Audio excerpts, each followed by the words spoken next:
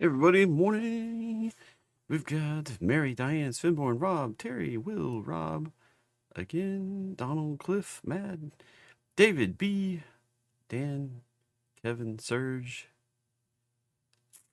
Dawn, Mark, Bill, Edward, David, Goose in the house, Lieutenant Colonel, good to see you. Ted, how's everybody going? How's everybody doing? Everybody have a good weekend? Jeffrey Turmer is live. That's what the alert just came through. That's funny stuff. Anyway, welcome everybody to the show. And Michael Hartnett over, I guess, the Flow Show update from Bank of America's trading desk. You know,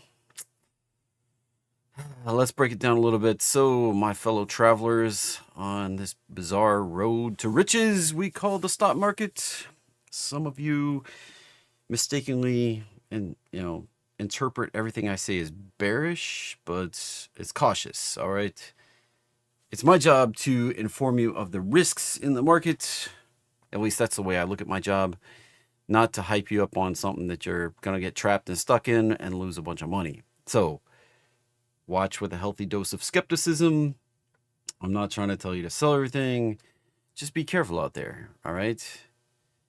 The market is a place where common sense goes to die, and where grown men and women in expensive suits spend their days inventing three-letter acronyms to make themselves sound smarter than they actually are, potentially, because buy gold sounds too simple, too pedestrian.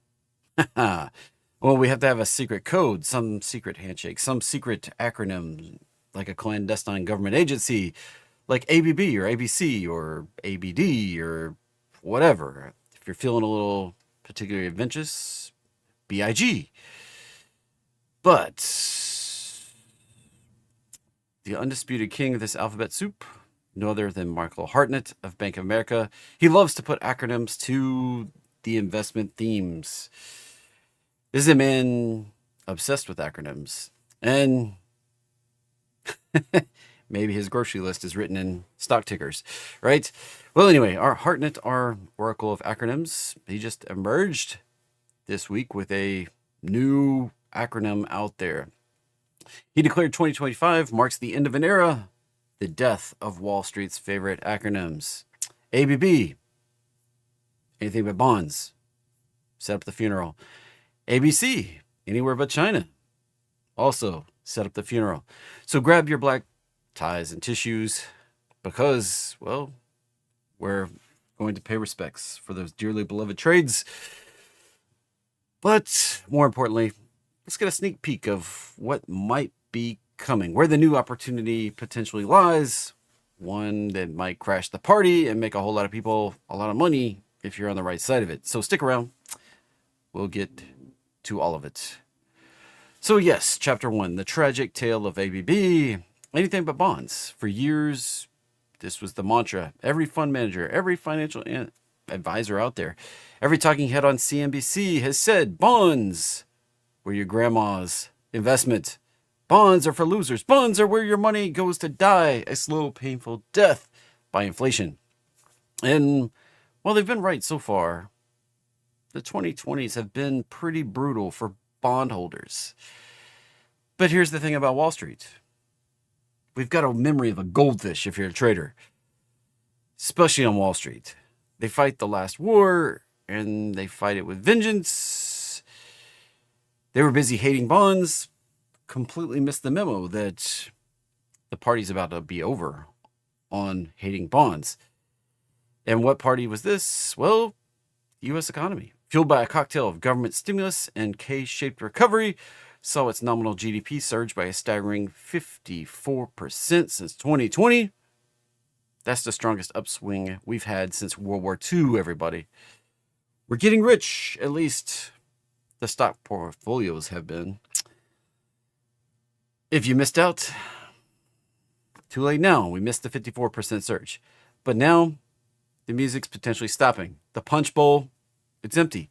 The bond vigilantes are back. Hartnett says nominal GDP growth potentially peaking out this year in 2025. Potentially going to slow from 6% down to 4% per year. And that, my friends, is why the brutal bear market of bonds is potentially finito. So, what does this mean for you? It means time to go shopping for bond exposure. With yields peaking and the Fed about to start cutting rates, potentially starting Wednesday, well, bonds might have a comeback. They might be the comeback kid of 2025, at least the start of it. It's the classic contrarian play. While everybody else is still chasing ABB, anything but bonds, you can quietly be selecting the best of the asset class that's been beaten down for years. It's kind of like buying some beachfront property right after a hurricane. It's messy, it's scary, everybody thinks you're crazy for making that investment, but if you're right, you can make a killing. Now, mix in a little bit of our graveyard of failed acronyms, ABC, anywhere but China. Oh, this was a classic. For the past few years, you couldn't turn on a financial news network without hearing some talking head blabbing about the death of the Chinese economy. Decoupling, they shrieked. Onshoring, reshoring, friendshoring. Real estate a mess. It was a beautiful story. America was bringing manufacturing back home. We're leaving China behind. Self-sufficient economy, powerhouse. China was going to be left in the dust. The only problem is it was all make-believe. It's all a fairy tale. While everybody was busy waving the American flag, chanting about how the U.S. is strong, the U.S. dollar quietly getting its teeth kicked in, the dollar index down a whopping 10% year to date. That's not a dip, everybody. That's a nosedive, and we have potentially lower to go. It's a huge flashing neon sign that America First trade might be about to take a turn into the America Second trade. And where all this money is flowing, well, you guessed it, international markets, Europe, Japan, and China. China coming back in a roar on the second wave of big tech in China. Hartnett says the EU and the Japanese deflation combined with fiscal excesses in Europe and Asia is creating a perfect storm of international stocks. He says that China tech might be the optimal way to barbell the US AI bubble. That's right. The very same China that was telling you that everybody's been telling you to avoid. So, what's the investment opportunity here? Simple. Diversify. Get some international exposure in your portfolio. While everybody else is clinging onto their US-only portfolios, and ETFs can be a great way to do this. You can be taking advantage of currency tailwinds, the attractive valuations in overseas markets. It's like showing up to a party that everybody else already left early. You get the whole dance floor to yourself, and maybe some of the good snacks are still left. So if ABB, anything but bonds, and ABC, anything but China, are dead, what's next? Well, that's the new shiny acronym that Hartnett cooked up here. Our friend Hartnett has one. It's ABD. Anything but the dollar. And we're talking about the dollar being US dollars. That's right. The mighty greenback. The king of currencies is on the ropes. And while the king is weak, the jesters come out to play. And by jesters, I mean gold, crypto, anything else that isn't tied to the whims of the Federal Reserve, who's going to print money starting this week when we cut rates. If we cut rates. Gold in particular, having its moment in the sun. How high could we go? I don't know, but we're already up 38% year to date. That's not just a good return. That's a monster return. It's the kind of return that makes you wonder if you should be melting down your wedding ring and turning it into gold bars to sell. So it's not just gold. The entire anything but the dollar trade is on fire. But why? Because the Fed is about to start cutting those rates. Everybody knows that when the Fed prints money, the value of that money that they print goes down. You buy less stuff. Inflation heats up. Basic economics here. Basic economics. But apparently, it's a lesson that Wall Street has to relearn every few years. Here's where it gets really interesting, though. The ABD trade isn't just about a weak dollar. It's also about the biggest, most insane spending spree we've ever seen since the dot-com bubble. Talking about the AI arms race here. The hyperscalers, the big tech companies, the spending money on AI that's relentlessly going higher every time somebody reports, kind of like it's going out of style. Hartnett says they're burning through 72% of their cash flow on capital expenditures. That's not just aggressive. That's certifiably insane if you're trying to be fiscally responsible for your company. And what are they buying with all that money? They're buying the picks and the shovels of the AI gold rush. They're buying the chips. They're buying the servers. They're buying the data centers. They're buying anything and everything that potentially could give them an edge in the race to build Skynet. So, what are the investment opportunities in this brave new ABD, anything but the dollar world? Well, gold, precious metals, platinum might outperform. Silver definitely looks good. You can't build a single AI data center without silver. And of course, international markets. You got small cap value, finally getting some love after being dead for, like 4 years. And you've got the AI infrastructure plays. Utilities potentially coming back. We got to have electricity. The companies that are selling the picks and the shovels to the AI gold miners, well, don't look at the top dog. Look at some of the underdogs that might benefit. It's a target-rich environment, everybody, and thanks to the death of the dollar, inflation may be ripping back. So, what does it mean for you? How do you make money today? Who's trying to make a buck in this crazy world? It means you need a playbook. The old one, the one that told you just buy the S&P and forget about it, don't do that. Hartnett suggests a barbell strategy. One end of the barbell, you have safe, boring stuff. Bonds, gold, other assets that potentially protect you from the coming storm. On the other end, you have the risky, exciting stuff. AI infrastructure plays, international stocks, small cap value. The next big thing, potentially, is a strategy designed for a world of potential uncertainty. A big world where the old rules, they change, but maybe they just stay the same. Where the only thing you can count on in Wall Street is that they're going to cook up a new way to try to take your money. So there you have it.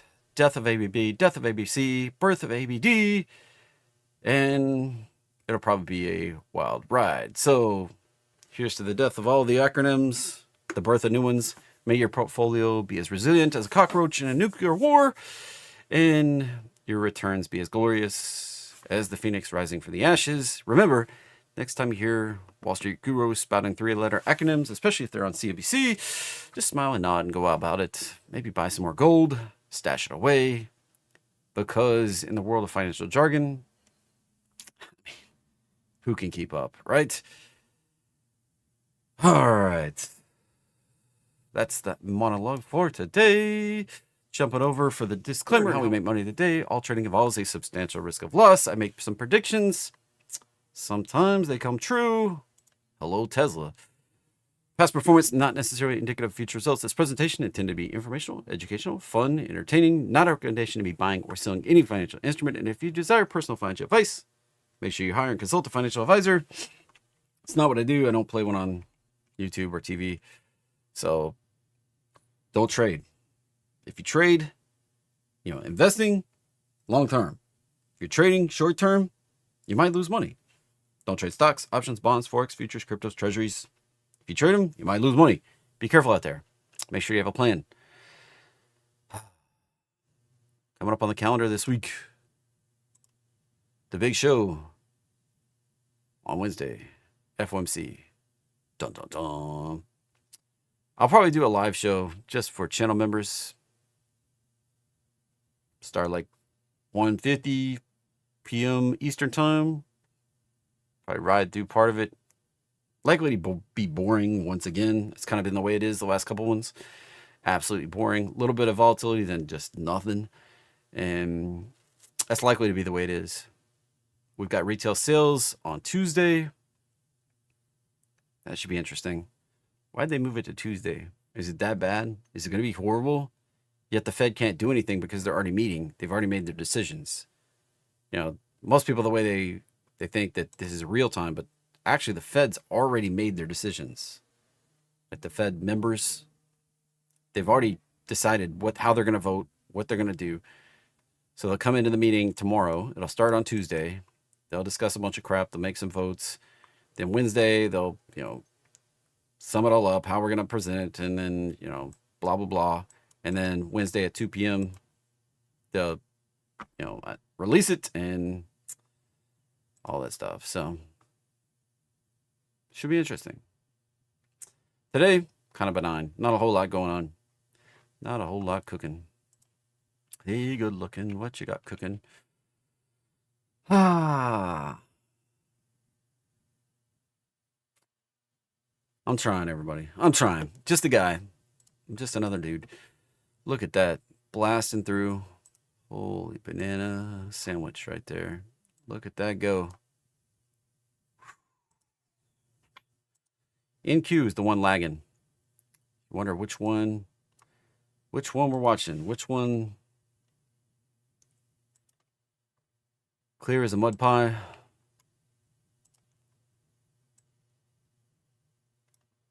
That's what we're waiting on.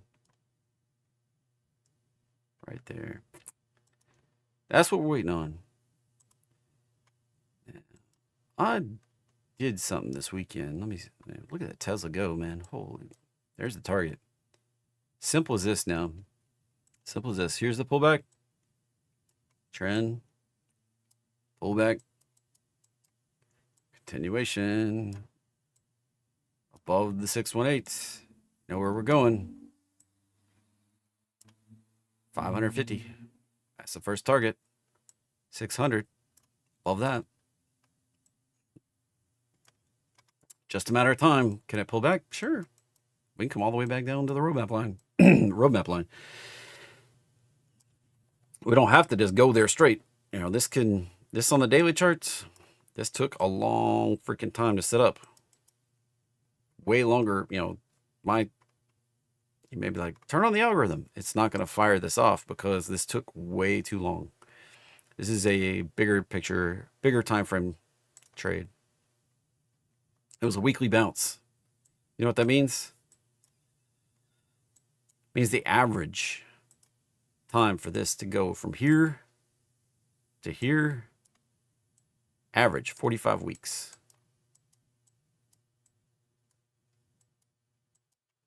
With a standard deviation of 35, which means to cover all, 99% could take 150 weeks. That's 3 years, everybody.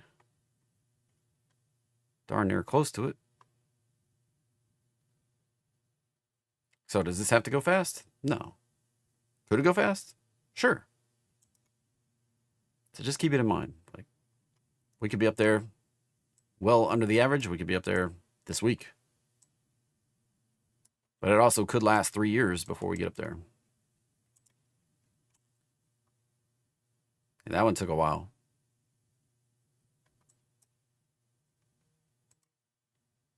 This one right here. Fired off back here. Went into consolidation. And shot up. Now we retraced again. And this one shot up pretty quick. If you just go off of this one right here. Shot right up there. Boom. It went all the way up to the 1618. That bigger one may be a monthly chart. We didn't actually touch. Ooh. Don't have enough roadmap line.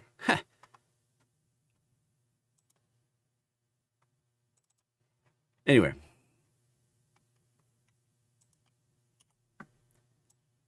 Crazy thing. May not stop there. May go up to 1,000. May ping pong in here. Take a trip right up there. Be a wild ride.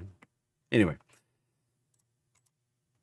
I don't know why that bottom bar keeps popping back up. It's kind of annoying. It's set to hide, but not auto hiding. Anyway.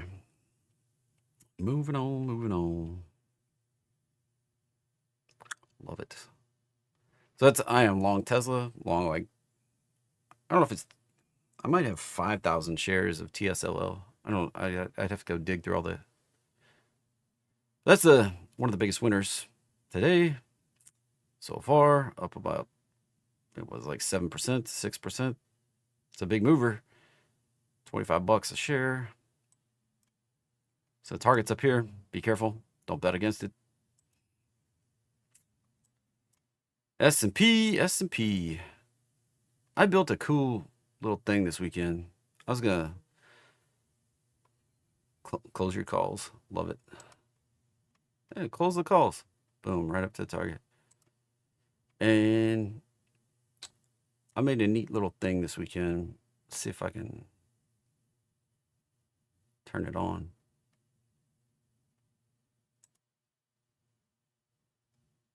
Let's see. I don't even remember where I put it. Cool. You may doesn't think I code up a bunch of stuff just to see. Oh, guess what? I do. And I'm not seeing it at the moment.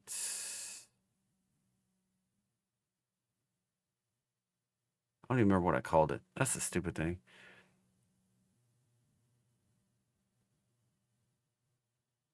I don't even remember what I called it. Shoot. I have to. Hold on, let's see. What if I reload the tab? Let's see if it'll pop up. There it is. Yeah, check this out. This is a fascinating thing right here. Put on the S&P. Let's go up to the dollar, or the daily. Dollar. Load, please. There we go. So you might be like, what the fudge? What I built here is the standard deviations of the roadmap line. So first standard deviation, second standard deviation, third standard deviation. This right here was a 3 standard deviation move down in April. Bigger than a 3 standard deviation move because it exceeded that third line there. That's kind of wild. Now, rolling on back, 2022 was not that kind of thing. We did briefly touch, but we didn't have a big, exciting downside. But you know what? You know what was a big, exciting downside?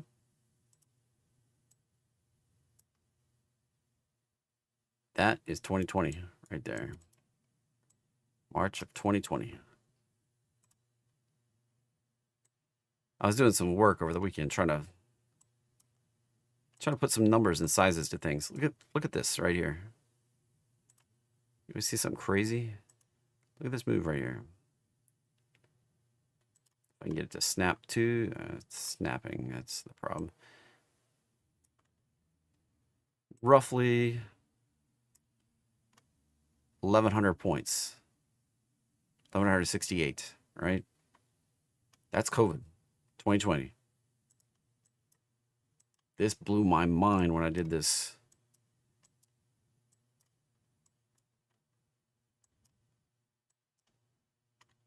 This move right here.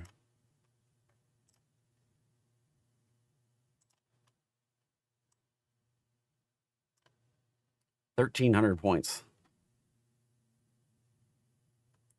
This flush out was bigger than COVID and about the same time frame. This lasted 25 bars. This one lasted 32 bars. This was a bigger event, but less talked about than this one back here.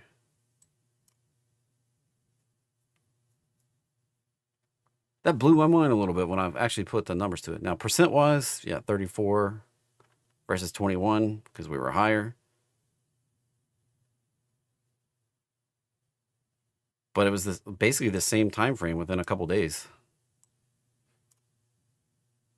That was kind of eye-opening a little bit for me. Now, what's also interesting, this pullback, 1,300 points. 1,300 points. Same size pullback. This one took 10 months or 9 months. This one took a month.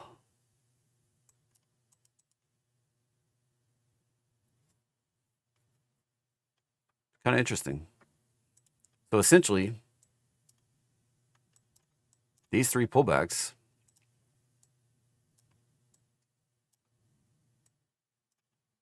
all about the same size. Percent wise, not really, but point wise, about the same. So you have to kind of stay vigilant for another potential 1,300 point pullback out here. Now, what happens after these 1,300 point pullbacks? We usually get a little bit of expansion. Right? Echo trades. Anybody? I mean, for those of you who've been around since the whole time, look at this. Didn't quite expand it the same. It was a little bit less. If we expand that one on up, holy bananas, that would be nutso.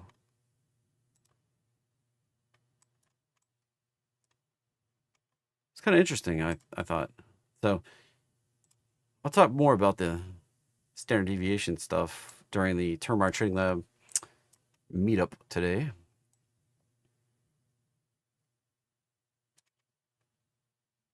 thought it was kind of wild though.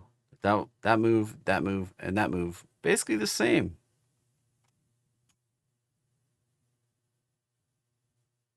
Just kind of, I never really framed it that way until I started playing with the standard deviation stuff.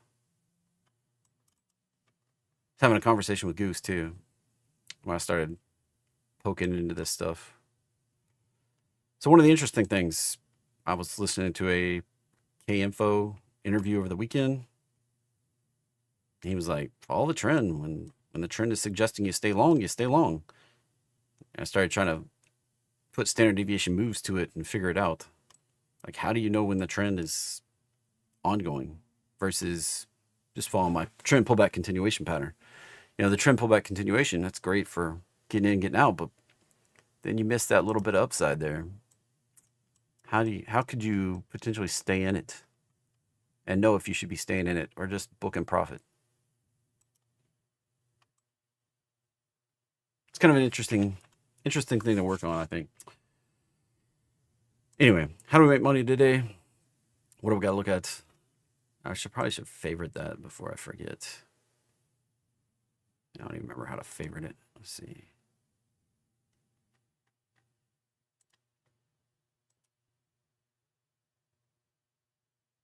No, that's not the code for it. Obviously.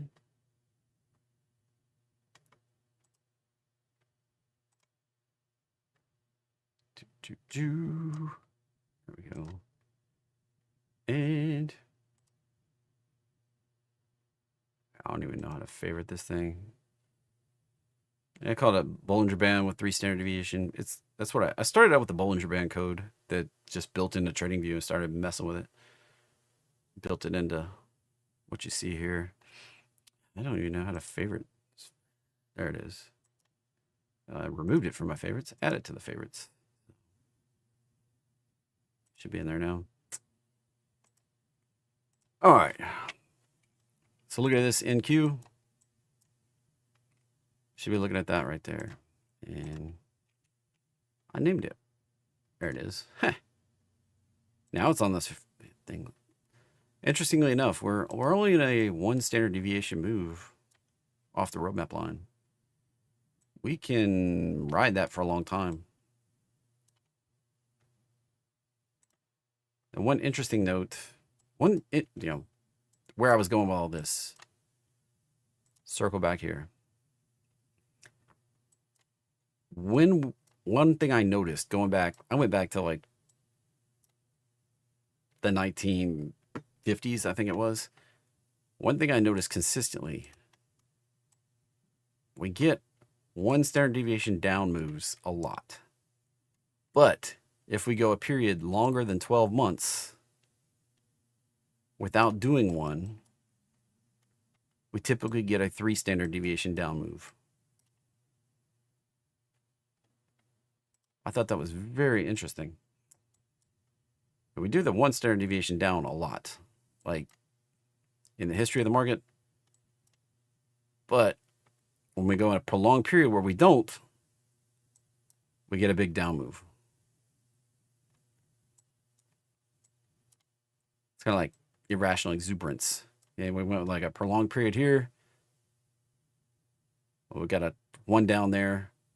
Got close here, but didn't really get it. And then big down move. So that was interesting. Kind of interesting. Got to play with it more. Got to play with it more. Turn it off now.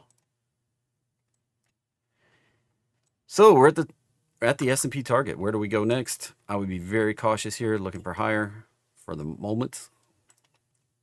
Time to start trimming sales, book profits and things that are freaking insanely profitable, or at least put some alerts on the chart where if it pulls back to here, I want to book some profit because I don't really want to ride it all the way back down. It's entirely possible, especially after NQ hits this target, which it's more than likely going to do, 24.4. That's probably what's driving the market right now, that level. Russell here.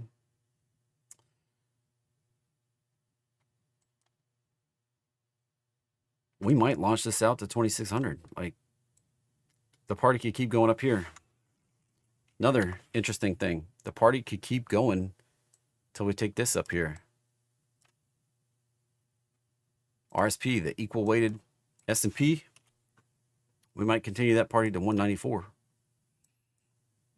We're still just barely pushed to new highs on the equal weighted. Yet S&P's been rocking new highs for weeks. Oil continuing to be soft here. Would not surprise me if we see a aggressive move down on oil. Gold still hanging up here. Gold rush trade about to be over. Didn't really get a big move so far. Bitcoin. This is a problem.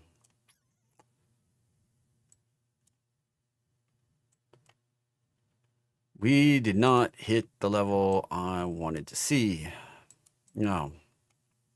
Might this be a 1, 2, 1, 2, and we go even bigger? Possibly. Possibly. But we have not yet hit the level I wanted to see for confirmation that we're going higher. Now this could be potential. It's like a little baby 1, 2, 3, 4, 5. And then we do a 4, 5. So there's potential that from this low to this high to this low. I know it gets to be a lot. You're like, whew, that's too many lines. It's potential that this inside 0 point, 1 point, 2.3 actually hit that 1618 right there. Compared to this 1 right here, this 2, this 3, could be that we're working on a 4 inside before we do a 5 inside that 3. Now, what would that look like?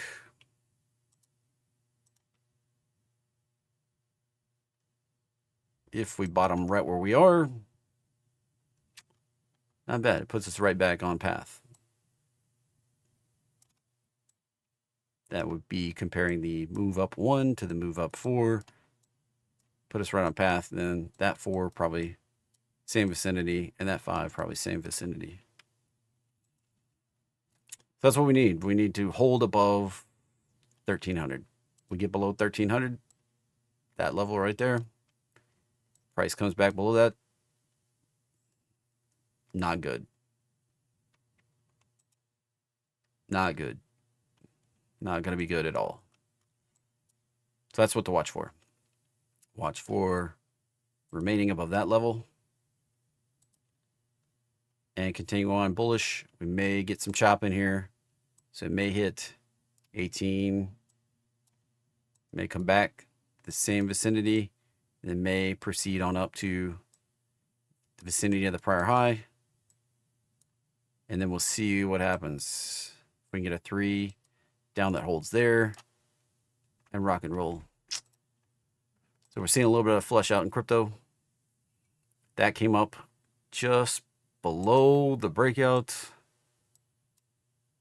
And then 3 days of down. Beautiful. Not what I want to see. I want to see this hold above this box. I don't want to see it get back in that box. For Ethereum right there. NKD. Japanese market's closed today, so not really moving.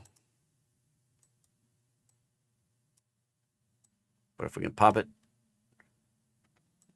48,000, potentially up in the 50,000. I don't know, Frank. Reload. Sounds fine here. Sure. And dollar. Probably going to push down. That's the target right there. And if we get down here, continuation lower, I am not 100% sure I agree with Hartnett. We could potentially bottom out and watch the dollar rip higher. We are nearing a point where the dollar could bottom out and go ripping higher.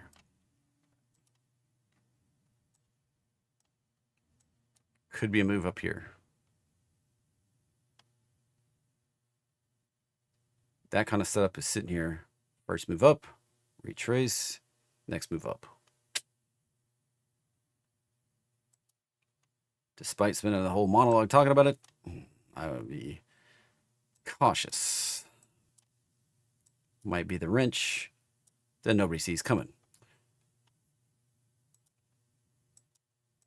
Stay in the trend till the trend dies and then move on. Apple just hanging, not at all-time highs, not being a strong one right now. Amazon also not able to fill the gap yet and breakouts. Be careful on the downside. These are cautionary warning signs. All right, this is not like, ooh, it looks like it's going to break out. It's rejecting that gap fill. That's a sign. That's a warning sign that we may see a deeper retrace before we can pop up. And if we break down, we may see a bigger downside. So warning level right in there. Apple, it's kind of similar kind of situation, but no big gap downs to deal with. But this is lower highs. That high, that high, that high, lower highs. A trend of lower highs is a downtrend. Be careful. We break down below the roadmap line, right in there, 216. A larger downside can take place very quickly. Google, still bullish, man. 263. That's it. That's probably where we're going. Meta. As long as we hold the 7, whatever that bottom was right there, 730. As long as we can hold that 730, probably set to go to 840. That's a big range. 839. Microsoft, as long as we hold on to 489, still have potential to rally back up to 565 and actually tag it. If we get below 489, probably coming down to 468. If we can hold 468,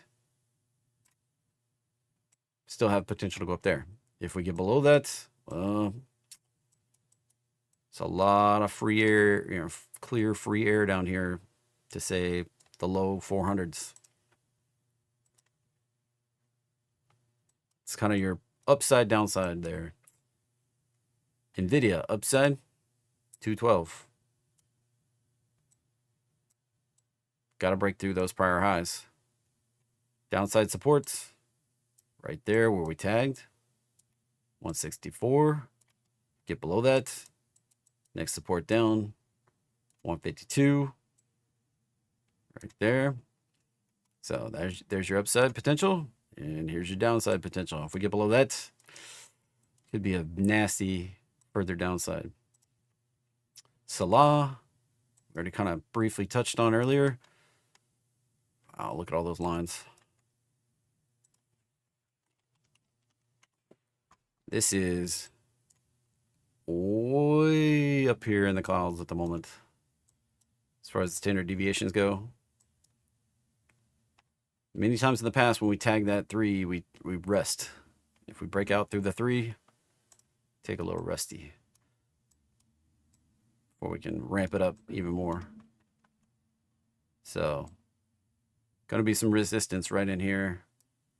Especially if we spike it up again into the 450, 460 area.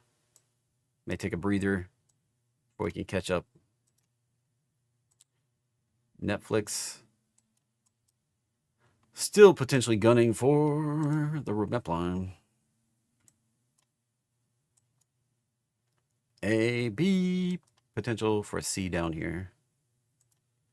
Looks like we're working through there was a bunch of, there's a big gamma level Kane and I talked about last Thursday, sitting there at 1180.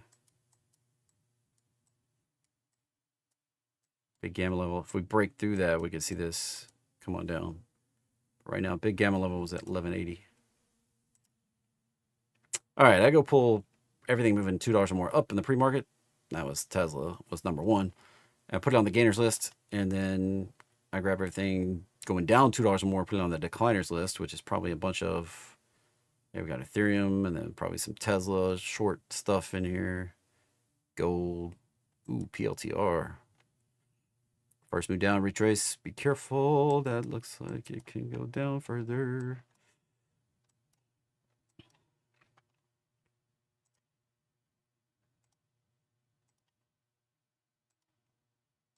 Be careful right here. First move down, 3-wave retrace. The proportions on that. A, B, C, right to it. If we get continuation,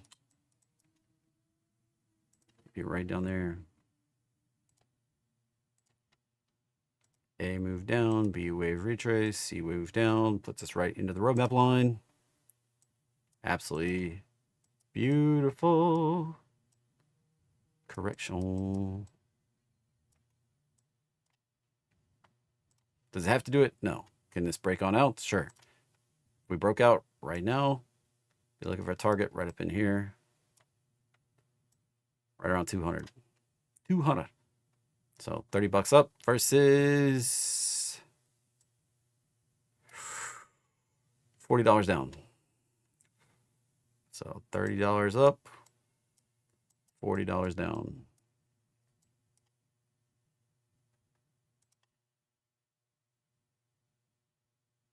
Let's see what else we got. I got 3 setups today that are my signature market roadmap bounce pattern. I know that got to be a lot of lines really fast. But look, we hit the 1618 right there. That was from this big pullback we got starting in February through Liberation Day. Came back up with a vengeance. Hit that. You know, look, we stalled out right here. Retraced, retested the breakout. Classic price action. For those of you who don't think this pattern works, or, I mean, I assume you come back, you watch this every day. If you're new here, we came ripping up, hit that 1272, pulled back, retested the breakout right there. Didn't actually touch it. That's bullish. It's exactly what I was talking about on Microsoft right here. And NVIDIA. That move right there. Now, we retested this 1272. That can give us the energy to go on up. If we're going on up, 232. But the pattern, that pullback, on the smaller time frame, right here, the 4 hour, we break through that 1618, 200, possibly up to 205, pull back, retest that breakout, and then push us on up. Same patterns. You know, you don't see it on this time frame, go down a time frame. That's how it works. All right, it's fractal in nature. Saying it's self-sufficient. What time frame is the best? There's no best. They all have to work together. If it breaks down any one time frame, the patterns don't look right, they're not fitting, something else is cooking. That's your first clue. That's your first clue. Blues clues. All right. So Microsoft, what I was talking about, like we ran for that, missed it, came back, couldn't hold that 1272 level, dipped on down, 1448.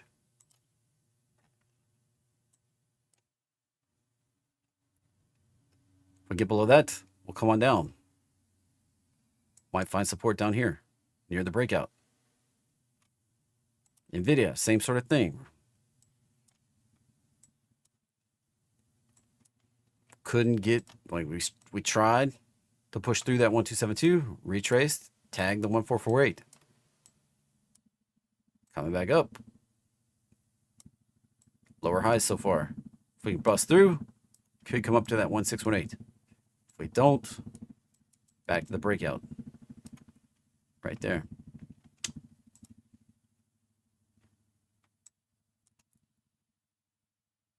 All right, these are just clues. They're tips. They're, you know, the market tells you something. You got to try to read the tea leaves. I do this for you. Try to teach you a little bit about it. That's why I have all the things I have. If you want the roadmap line, links in the description, or you can watch the video pinned to the home page. Watch, you know, click on my logo right underneath me over here on the computer. Go watch the video pinned to the homepage. I give you the code. You don't have to spend a dime. Get started on this thing.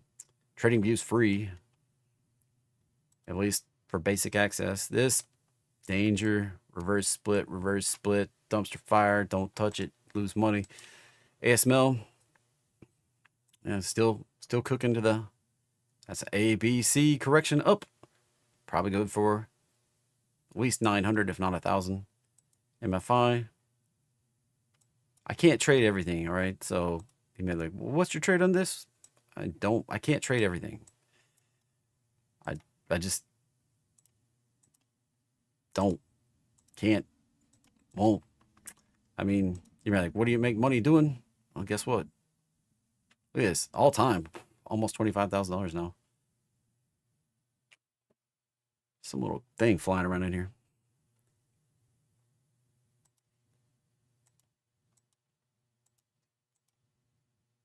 Plenty of trades last week.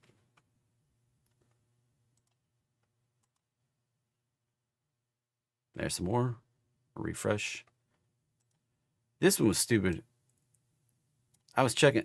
I keep doing this. I was checking premium, and I closed the trade. I got right back in it. So, but it booked me a $6 loss, and I got right back in it. So that was stupid. You can see right here. I rolled the trade forward, got the profit. I was playing with you know, exits and, you know, checking out other premium, and accidentally clicking the button and closed it. I was like, gosh, quit being stupid. I was in this trade all of like 24 minutes.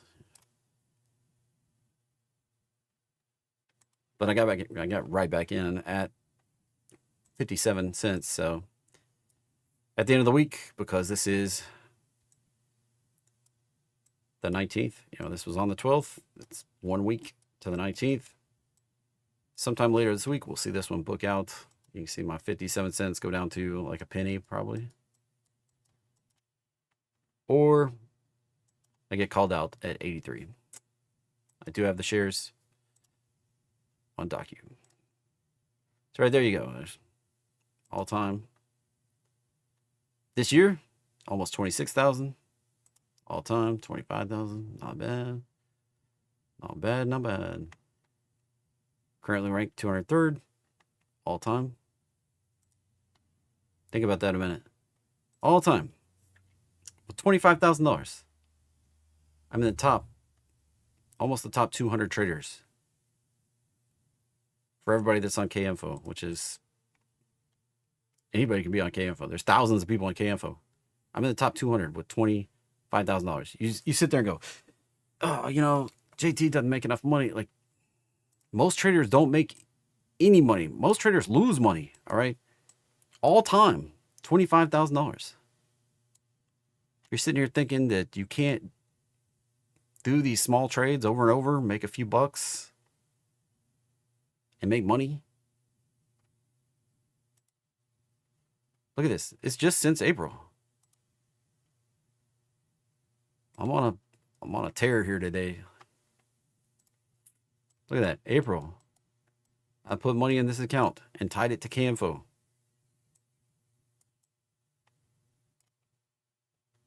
Small grind, caught a good one. Grinding weekly. Caught a nice one with some shares on Rocket Lab. Still grinding higher. I got shares on CMG. That one's down. Kind of sucky. I got shares on Chewy, which dropped on earnings. I got shares on DocU. Got shares on DJT, which the options are still running pretty crazy on that one. I got some shares on iBit.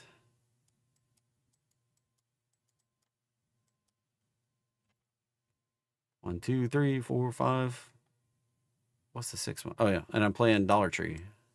I don't have shares on that one yet. I just selling puts on Dollar Tree. That's 6 positions right there. How many can you keep track of? There's like 12,000 potential tickers, all right? You can't trade everything. Like, I can't keep up with everything. I sit here and do it in the mornings. I look for opportunities, stuff I might want to get involved in. This is probably coming back down. But you can't trade everything, all right? You shouldn't try to trade everything. I point out some opportunities. Maybe it's something that speaks to you. Maybe it's a sector you like. Maybe you worked in it. Maybe your husband worked in it. Maybe your wife worked in it. Maybe your parents. Maybe it's down the street. I don't know. Maybe some particular sector speaks to you. Like Goose is in the airlines. He loves the airline stuff. So you got to be careful. Yeah, you can use Fidelity, but do I recommend K-Info? It's up to you. Like it's just it's a way to keep track of trades if you want to. If you don't have to, you can join for free. You can pay for Pro. I pay for Pro so that I can, there you go. That's how much does it cost a year? $192. Do I think it's worth it? For me to share stuff with people? Yes. For you, I don't know. Maybe you just want a free account.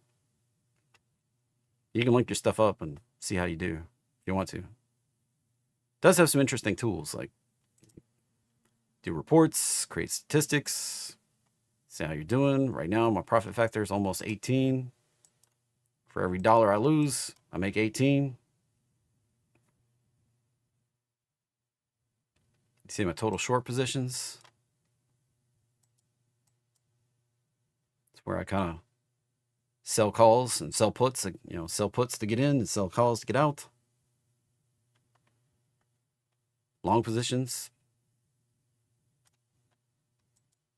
Yeah, wins and losses. They count if you get out of scratch on, like if you sold a 19 put on something, you got put those shares at 19, and then you sell a 19 call and you get called out at 19. That counts as a loss on these numbers right here, even though you probably made money. Yeah, whatever. So it's got interesting statistics. You can see like, what are my most popular tickers? Look at that, DJT. Done the most trades. DocU number 2, Rocket Lab number 3, Celsius number 4, Delta Airline, then Chewy, Merck, P&L. Hello, Rocket Lab. And DJT coming in here, number 2. Rocket Lab was a good one. Biggest losers, and this goes all the way back to the beginning of the account. EWZ, that was back from COVID times. And VIX, right there, my hedge. Look at Rocket Lab, boom. DJT coming in a hot second. DocU, 3rd. Delta, 4th.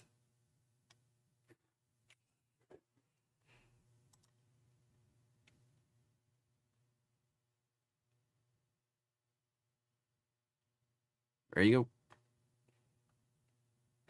It's kind of interesting. All right. Moving on. Let's check out these 3. Then we'll wrap it up. Here's the high, here's the low. Classic market roadmap bounce. Trend line up, retrace. Didn't really have 3. I would have loved to see 3 waves. This concerns me a little bit with it struggling right here, but that's the entry. Like could have gone up to 62.60. Turn on the statistics. Golly, look at all that. There we go. 24 trades, not statistically significant. 62 and 1.5. Whatever this little fly is, freaking loving my face. I don't know. It just keeps flying right into my nose over and over and over. I don't know if y'all can see it. Probably not. Some little gnat. I don't know where it, I don't even know where it came from. Entry right there, target 189. Had this one from back here that has not played out, but it hasn't stopped out either. And SON. Sun.